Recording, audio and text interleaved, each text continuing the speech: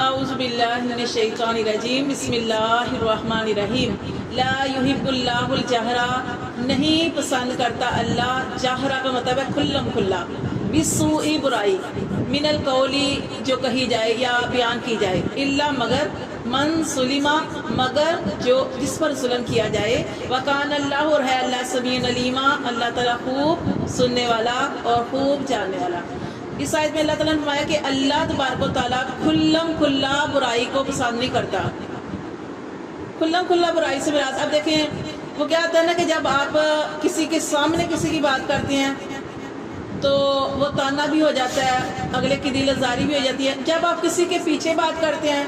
تو وہ کیا ہوتا ہے، وہ غیبت ہو جاتی ہے۔ اس کے بارے میں نبی صلی اللہ علیہ وسلم نے فرمایا کیا کوئی چاہتا ہے تم میں سے کہ کوئی اپنے مردہ بھائی کا گوشت کھائے؟ اپنے کسی کے پیچھے اس کی بات کرنا وہ ایسے ہی ہے جیسے اپنے مرے ہوئے بھائی کا گوشت کھانا۔ اب یہاں پہ اللہ تعالیٰ نے فرمایا کہ اللہ برائی کو پسند نہیں کرتا، لیکن وہ برائی نہیں ہے من ظلم، کہ جس پر ظلم کیا جائے۔ اب وہ اپنی بات کو بیان ہی نہیں کرے گا، کوئی وہ نہ غیبت میں آئے گی، وہ غیبت میں نہیں آئے گی۔ اب ایک بندہ ہے، اس کے اوپر ظلم ہو رہا ہے، زیادتی ہو رہی ہے، اور وہ اپنی اس کے لیے کچھ شرائط ہے۔ شرائط یہ ہے کہ وہ اگر کسی کے اوپر ظلم ہو رہا ہے تو اس ظلم کو وہ ایسے انسان کے ساتھ بیان کرے، ایسے ہمدرد کے ساتھ۔ اگر وہ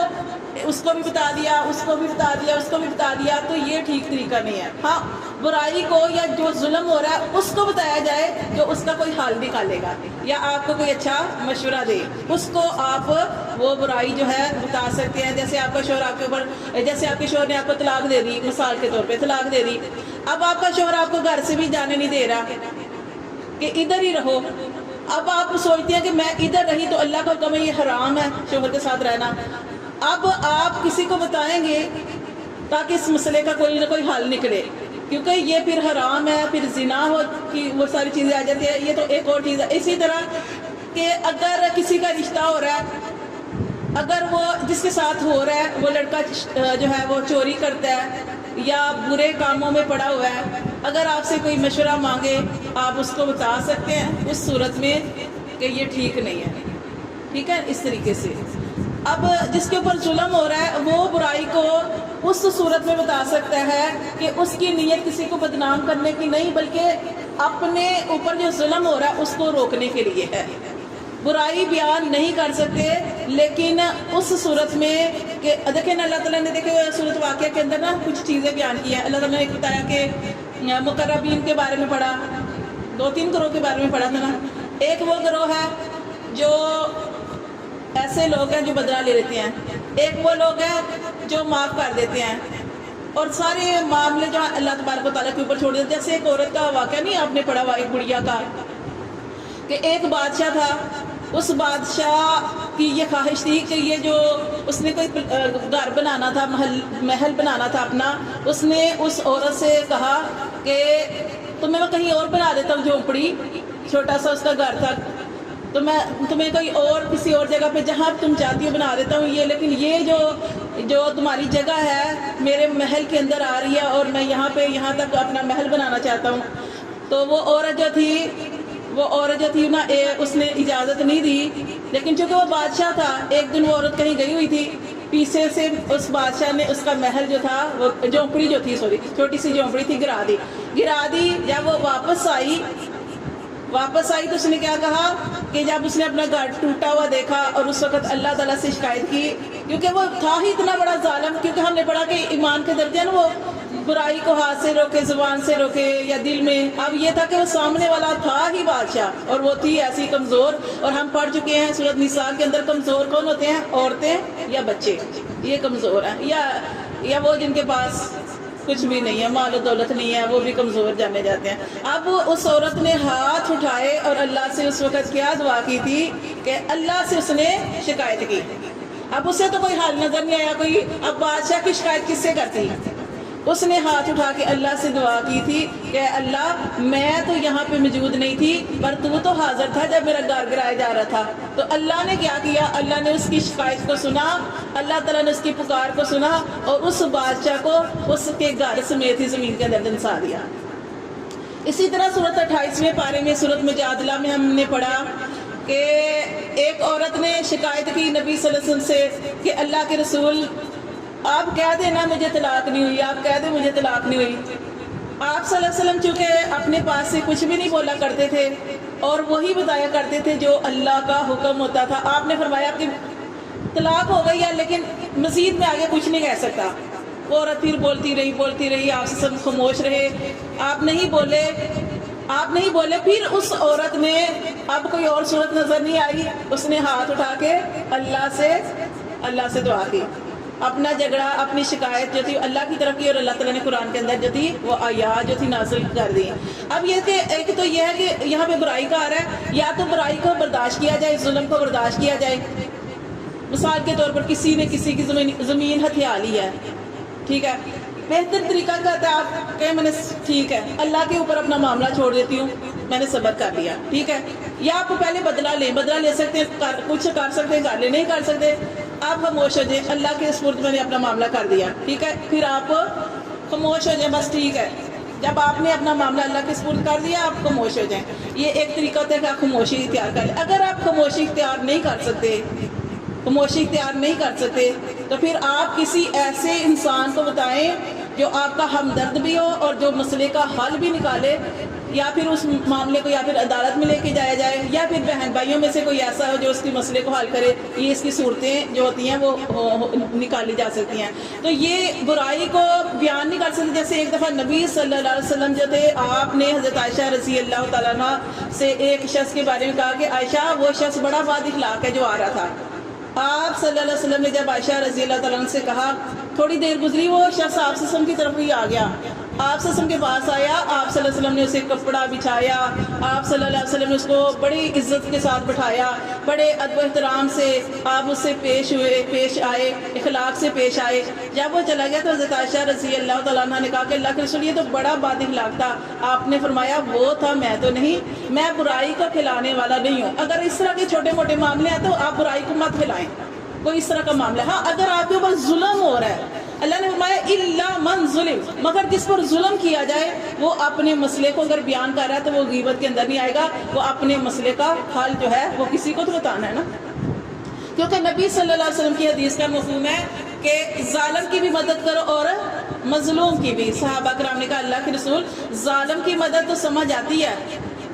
مظلوم کی مدد تو سمجھ آتی ہے، مظلوم کی جس کے اوپر ظلم ہو رہا ہے، لیکن ظالم کی مدد کیسے کریں؟ آپ نے فرمایا کہ ظالم کو اس کے ظلم سے روک کر۔ تو آپ سے بہتر کیا ہوتا ہے کہ آپ خاموشی تیار کریں۔ جیسے کہ ایک دفعہ آپ صلی اللہ علیہ وآلہ وسلم حضرت ابو بکر صدیق رضی اللہ تعالیٰ عنہ کے پاس کھڑے تھے، تو ایک آدمی آیا، اس نے حضرت ابو بکر صدیق کو بڑا برا بلا کہا، بڑا برا کہا، اور یہاں تک کہ کوئی گالی بھی دی۔ حضرت ابو بکر صدیق رضی اللہ تعالیٰ عنہ خاموشی سے سنتے رہے، پھر آخر ان سے برداشت نہ ہوا، انہوں نے ایک بات کا جواب دے دیا۔ جب بات کا جواب دیا تو نبی صلی اللہ علیہ وسلم جو آپ کے پاس کھڑے تھے وہ آگے چلے گئے تو حضرت ابو بکر صدیق نے کوئی پرواہ نہیں کی کہ میرے پاس وہ آدمی کھڑا ہے، اس کو چھوڑا اور نبی صلی اللہ علیہ وسلم کے پیچھے چل دیے، اور نبی صلی اللہ علیہ وسلم کے پاس جا کے کہا کہ اللہ کے رسول جب تک وہ بندہ مجھے سناتا رہا آپ سنتے رہے، اور میں نے دیکھا مسکرا بھی رہے تھے، لیکن جیسے ہی میں نے ایک بات کا جواب دیا تو آپ صلی اللہ علیہ وسلم میرے پاس سے ہٹ گئے۔ پھر آپ صلی اللہ علیہ وسلم نے ارشاد فرمایا کہ ابو بکر صدیق جب تک تم نہیں بول رہے تھے ایک فرشتہ میں نے دیکھا، وہ فرشتہ تمہاری طرف سے جواب دے رہا تھا، اس لیے میں مسکرا رہا تھا، اور جب تم نے جواب دیا وہ فرشتہ تم سے ہٹ گیا۔ تو سب سے بہترین حل کیا ہوتا ہے کہ صبر کر لینا۔ اگر ایک عورت ہے اس کا شوہر اسے مارتا ہے، وہ ظلم برداشت کر رہی ہے، اگر تو برداشت کر رہی ہے کسی طریقے سے کرتی رہے، کوئی اس طرح کا معاملہ ہو رہا ہے کہ اس کو کہ میں اس کو باہر نکالوں گی تو اور ہی حالات خراب ہو جائیں گے، یا کچھ بھی اس طرح کی چھوٹی موٹی چیز جو ہے آپ کوئی برداشت کر رہے ہیں تو اس کو برداشت کرتے نہیں، لیکن اگر آپ برداشت نہیں کر سکتے تو پھر اس شخص کو بتائیں گے کہ جو آپ کا کوئی حل بھی نکالے، جو آپ کے ساتھ مخلص بھی ہو، اور آپ کا مطلب اس آدمی کو جگہ جگہ پہ بدنام کرنا نہیں ہوتا،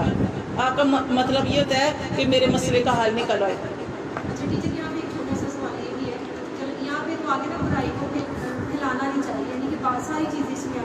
اب اگر ایک بندے کو باتوں میں تیر چبھائے جا رہے ہوں اور وہ کسی اپنے ایسے ہی ہمدرد کے ساتھ اس کو شیئر کر دیں، وہ تو غیبت میں نہیں نہ آئے گا۔ شیئرنگ کے طور پہ جو خود اپنے اندر ہی اندر اس کو لے کے ختم کر لیتا اپنے آپ کو، وہ بھی ایک مطلب سمجھ لیں کہ ہائی بلڈ پریشر کی طرف ہارٹ اٹیک کی طرف چلتے ہیں، وہ اسی طرح سے اپنے کسی ہمدرد کے نہیں، آج میں یہی سن رہی تھی، ڈاکٹر فرحت ہاشمی کا بھی بیان میں سن رہی تھی، وہ یہی کہہ رہی تھی کہ آپ کا مقصد جو ہے نا، اب آپ کو کسی کی باتوں کی بڑی تکلیف پہنچ رہی ہے نا، اب آپ اتنا برداشت کر رہی ہیں، ہو سکتا ہے برداشت کرنے کی وجہ سے آپ کو ڈپریشن کا مسئلہ جو ہے ہو جائے۔